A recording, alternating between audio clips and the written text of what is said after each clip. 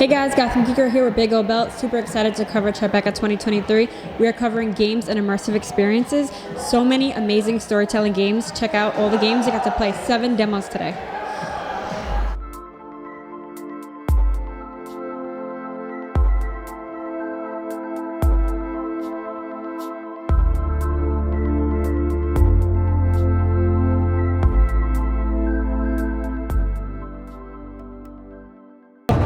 As the Pirate Queen. Hey guys, Gotham Geek Girl here, and I had the pleasure of covering Tribeca games and immersive and got to test out so many amazing games in VR this year. And one of the immersive games that I got to test out was The Pirate Queen, A Forgotten Legend. It was awesome, and the forgotten story of Cheng Shih, which is crazy because I first was introduced to the story through Nat Geo about a story, The Pirate Queens, about many different pirate queens that were forgotten. So it's super interesting to finally see Shang-Chi and like stories like this being told. So I'm joined by the award-winning filmmaker Eloise Singer, and she is from the UK. She's a writer, producer, director from Singer Studios. Would you like to introduce yourself? Yeah, absolutely. Hi, thank you so much for having me. I'm really excited that you managed to check out The Pirate Queen when you were at Tribeca, so I'm looking forward to chatting about it. Yeah, it was awesome. It was pretty interesting, and I like that Singer Studios like pushes boundaries with immersive storytelling, and the fact that you made a game is really cool. So it's really awesome that you got Lucy Liu, who, sorry, Lucy Liu, the Pirate Queen of Forgotten Legend, an exciting adventure narrative VR game, and you brought it and debuted it at Tribeca. Coming to Oculus Quest 2 and Steam in early 2024. So it's really cool that we got to test this out so early. Immersive was from June 8th through June 8th was the test where we got to test out the games, and it was 13 VR games, and this was one of them. And you also won the Immersive 2023 Storyscapes Award. Congratulations on that. Thank you. So do you want to tell us a little bit about Cheng Shih? I know that it's a woman in the 19th century China who became one of the most powerful pirates in history. She players can actually take on the identity of Cheng Shih and play as her and outsmart enemies to become the pirate queen. Yeah. So, No, I'm good. Yeah, exactly that. So the Pirate Queen is based on Cheng Shih, as you say. She was a woman in 19th century China who became the leader of the most powerful pirate fleet of all time, and she commanded 70,000 men and women during the lead up to the Opium Wars, and is a phenomenal, very fascinating character. She quite literally paved the way for equality. She devised this code of laws, which meant that men and women had to be treated equally on the ship. And she was a pioneer in that respect. She really, paved the way and was a huge part of history. And it's part of history that people have somewhat forgotten and we're not really taught about. So when I first heard of the story, I was like, "What? This is incredible! How do I not know about this? How does no one know about this?" And I felt really passionately that we needed to share her story and tell her story. And the VR version of the Pirate Queen was born. what made you choose her specifically as your protagonist? I think I felt really compelled that she was just such a formidable leader. And I thought she was very interesting because she's not a perfect character. And I think there's this still quite outdated perception that women need to be kind, or nice, or serene. And I like the fact that she was complex and she's not kind, nice, or serene. I mean, in ways she's very admirable because she quite literally did pave the way for gender equality. And in some ways, she's incredibly flawed. There's, she murdered people and she was a pirate and she stole and robbed. And I think that juxtaposition is always really interesting when you come to tell stories, and complexity in character is always quite compelling. So she just seemed like very fascinating to dive into and learn more about. And ultimately, I was really curious about who she was as a kid. So that's always a good starting block for when you're telling a story, is your own curiosity. And Lucy Liu not only voices the Pirate Queen, but she also serves as an executive producer and a writer. How did she get involved with this project, and what stood out from her performance? So Lucy is, she's the voice and the exec producer. Our writer is an incredible female writer called Maya Bodenstein, who is based here in the UK. But Lucy did voice an exec producer project. Your question, sorry, what stood out? What stood out from her performance, and how did she get involved on the project?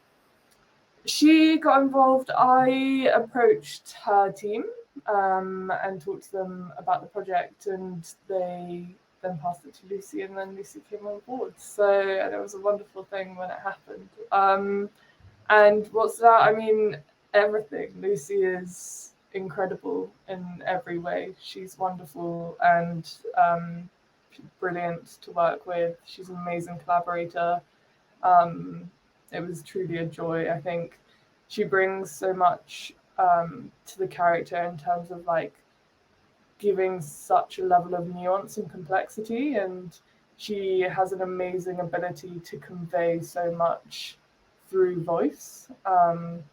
And like it just blew my mind being in the room with her, to be honest with you. She's like unbelievable. So yeah, it was a joy. It was a real joy to work with her. And talking more about the project, what kind of like extensive research did this require? Did you need like translators? Yeah, we really kind of specialize in ensuring that everything that we make is as historically accurate as we can possibly get it, and that's part of the USP of the company, is to create really cinematic stories and worlds, and to be sort of as factually accurate and as culturally accurate as we can get. So Maya, our amazing writer, is half Chinese, half German, and specializes in telling culturally accurate stories. And we brought on a bunch of researchers. We brought on sensitivity checkers. Half of our team have East Asian heritage, so a bunch of our team speak both Cantonese and Mandarin, which is very helpful because this is set in south of China and South China Sea. So a lot of the text that we were looking at was in Cantonese, a lot of it was in Mandarin. We're developing the franchise, and our co-producers are based in Beijing as well, so they were amazing at kind of helping us with research from mainland China. So yeah, I mean, we've been developing the project for about 5 years, and a lot of that time has been kind of just based in research, quite literally to the extent that like everything in the ship is designed and created by our artists, and it's handmade. So we don't buy asset packs and then bring them into the environment. Everything is created bespoke, which means that we need to research how all of those environments would have been, every single pot, every single lamp, every single is researched really, really thoroughly to make sure that we're creating something that's period appropriate and would have been there at the time, because ultimately with VR, you're stepping into this world. You want to discover and learn about this world. And that's the beauty of VR. So for us to ensure that when you put on a headset, you're being transported back in time is like of the utmost importance, to ensure that we're immersing you into a time and space. It was definitely immersive, because I remember at the start, like rowing the boat, I was like, whoa, like I have to do this. It was pretty cool. It's fun. And, yeah. Yeah, no, go ahead. It was a lot of fun. And the project's gonna have players take on the identity of She, like they actually get to play as her and complete like a series of like puzzles and tasks to actually become the Pirate Queen. So how did you and Singer Studios come up with these like specific tasks and challenges? Yeah, it's a really good question. So we are a story-led studio first, which is quite unusual. In games, usually you create your mechanics first. So you decide which mechanic is going to be in the game, and then you create the story around your mechanics. Whereas for us, we always go story first and then mechanics second. And so Maya, our incredible writer, and myself sat down and we kind of plotted out what the levels were going to be and what the story was going to be in each levels and how they were going to feel. And then from there, we sort of started formulating what the puzzles might be in each space based on kind of the history and the time period. And Maya came up with like some amazing ideas. Like, for example, there's a money toad, which is like really cool. And you basically put a coin. I'm going to tell you the puzzle, but you put a coin into the money toad and it opens up and then there's a key inside. And so those are the things of kind of taking history and culture and then adding a puzzle element we found really, really worked, because it's like a really fun, interesting part of Chinese history that I didn't know about. And I was like, oh, this is so interesting. Money toads, they're like a gift of good fortune. And so we thought that it was really fun to like include all of these puzzles that would kind of give players a sense of the time and the place, and also would be really cool puzzles. So we started from that point of view of thinking like, what would be culturally and historically accurate and appropriate, and what could we make into a puzzle based from that.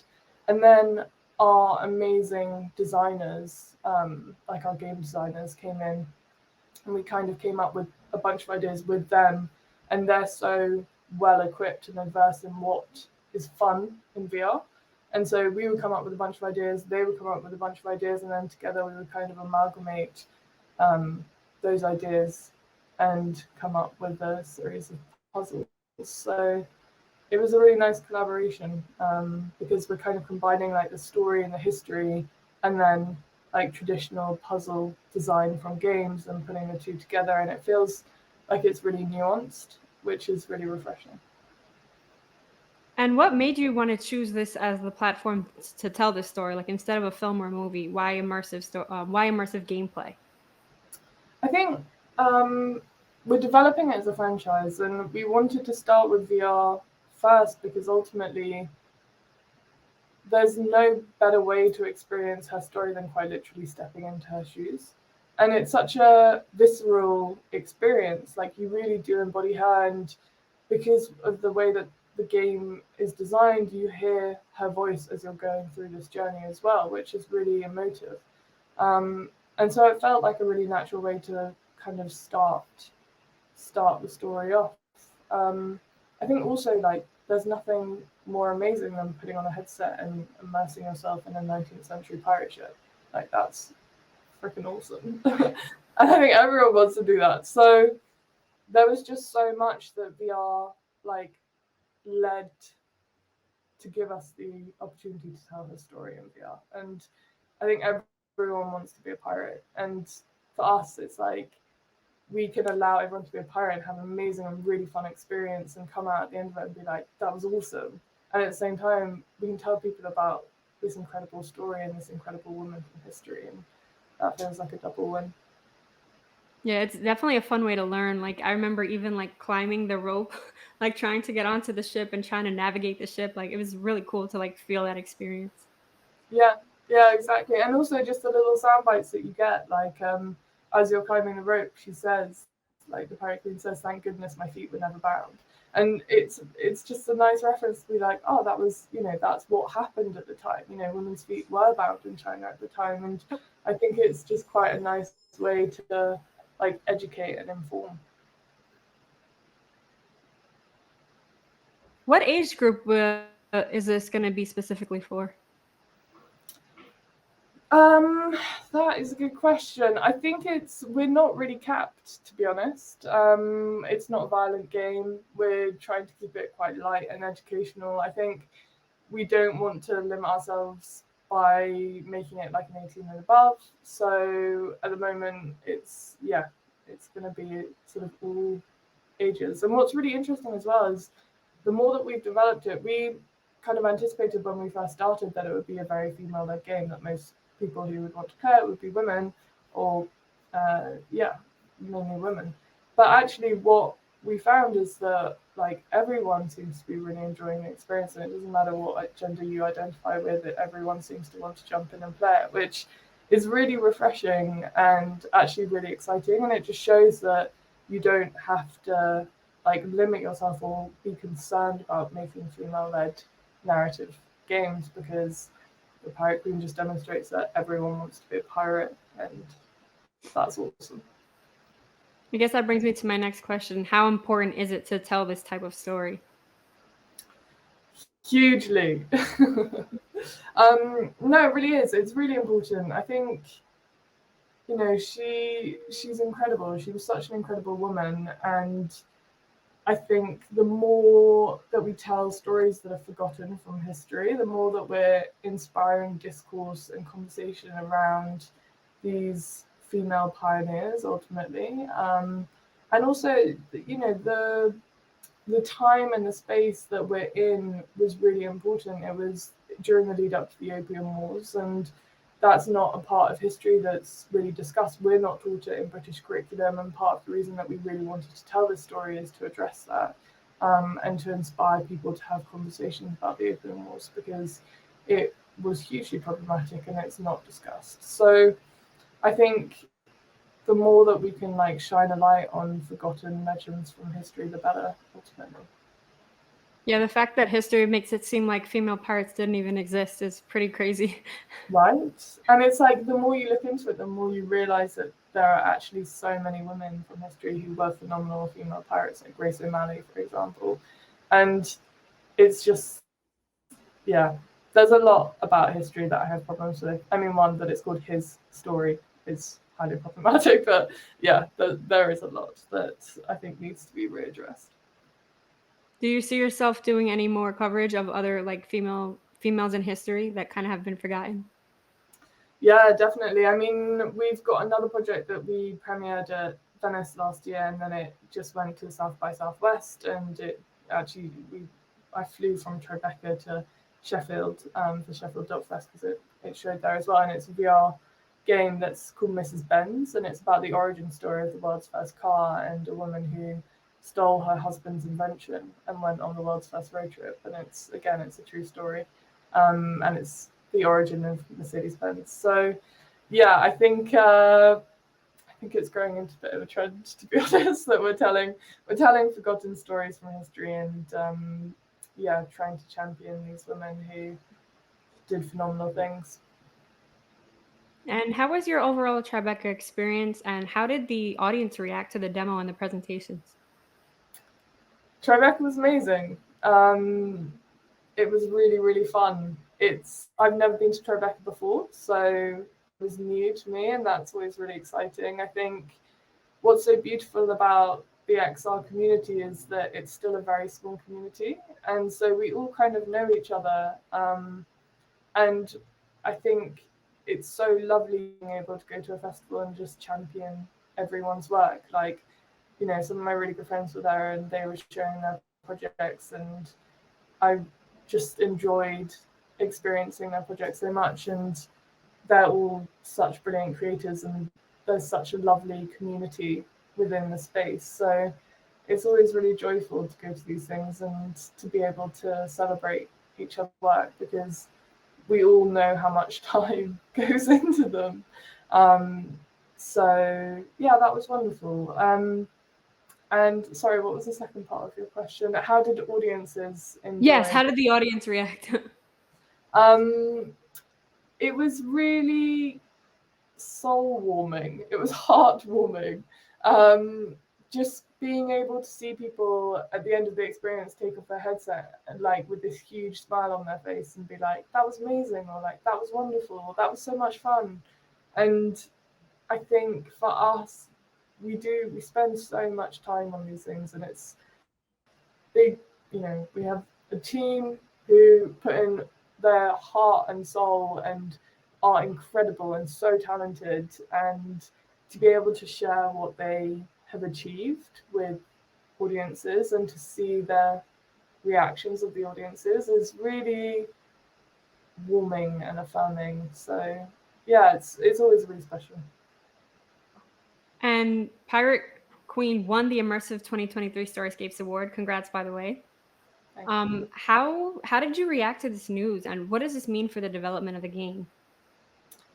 How did I react to the news? I celebrated. I celebrated well. Yeah, it was great. It was just, to be honest with you, it was just really nice to share the news with the team and our whole team, um, and to be able to just enjoy the work that everyone's put into this, because it's such a such a huge collaboration. So yeah, I celebrated. I'm still on a bit of a like high. It was last week, you know. So And it being your first Tribeca, that's amazing. yeah, it's incredible. So yeah, it was a really great feeling. It still is, and I'm incredibly grateful to Tribeca for giving us the award. To be honest, because it was a dream come true.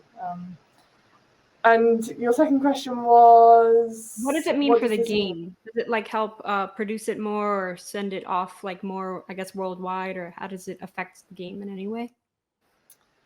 I think for us, it's really affirming just for the team as well, just to be like, guys, your work has just won Tribeca. How incredible is that? And so we had a celebration here as well and just celebrated the team. And it's just a really nice boost ultimately. And yeah, I think everyone's really happy. Everyone's really excited. We're having lots of really exciting conversations with different distributors, etc. So obviously, we're going to MetaQuest 2 at the beginning of next year, and it just boosts the profile of the company as well. And yeah, it's just a really nice affirmation for the team, and it just feels great. And as well for the story, it's so nice to be able to celebrate. We believe in this story so much, and we believe in this game so much. So to see other people enjoy it just as much as we do, and they're passionate about it just as much as we are, is a really lovely feeling. And you mentioned that it's going to be part of a franchise. Can you expand upon that and what fans can expect?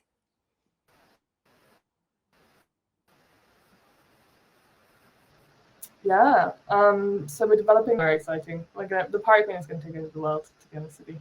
We're developing it into a TV series, a graphic novel, and a podcast. And it's all happening. So watch this space. We're working with the producers of The Farewell, Cecil Films, who are based in Beijing, who are incredible. And yeah, the Pirate Queen franchise is coming soon. Nice. You said a TV series, a graphic novel, And a podcast. Yeah. and a podcast. Oh, wow. This is awesome. Yeah. It's going to be really exciting. I'm really looking forward to it. Is the podcast going to be with like Lucy Liu narrating, or it's kind of going to be more so like talking about the history of her?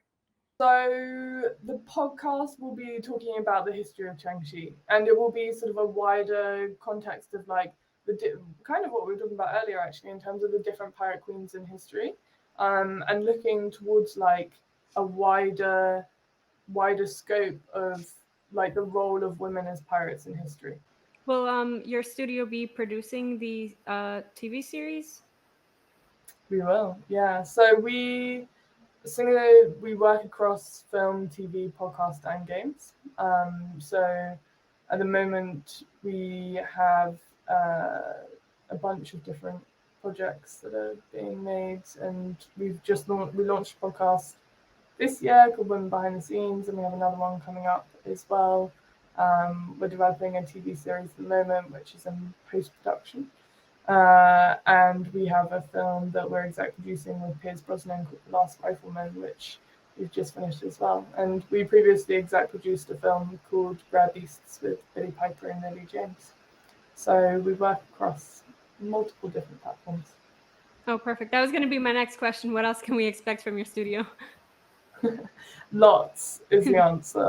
Lots and lots. Yeah, we're developing the Pirate Queen, and then Mrs. Benz is the next project that we're going to develop as well, which is the origin story of the world's first car. So we're working on that as a VR game, and then we'll develop that out as a film and a podcast as well. Nice.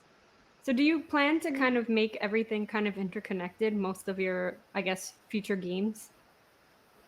Yeah, most of them. That's the idea, is that we're kind of creating these story worlds, and then we're very much like an audience-led sort of studio. So we create the story for the audience within that space. So, for example, a VR game, the story will feel different to a podcast. But the idea is that you can follow the characters through different mediums, but you'll learn something, or you'll see something or hear something different in every medium. So that's the logic. Oh, that's pretty exciting because if somebody finds it through the podcast, they can go back and play the game or go back and read the book, and it's all interconnected. I like that. That's exactly it. That's the idea. And anything else you'd like to share with us No, that I you don't can talk think about? so. Watch this space. The Pirate Queen is coming for the VR game. The Pirate Queen is coming at the beginning of next year. So, and I'm really pleased that you got to play it and enjoy it. And yeah, I'm really looking forward to sharing it with audiences around the world. Yes, look out. It's coming Oculus Quest 2 and Steam early 2024. It is indeed. Amazing. Thank you so much. Thank you so much for taking the time. Pleasure. Thanks so much for having me. Ridiculous.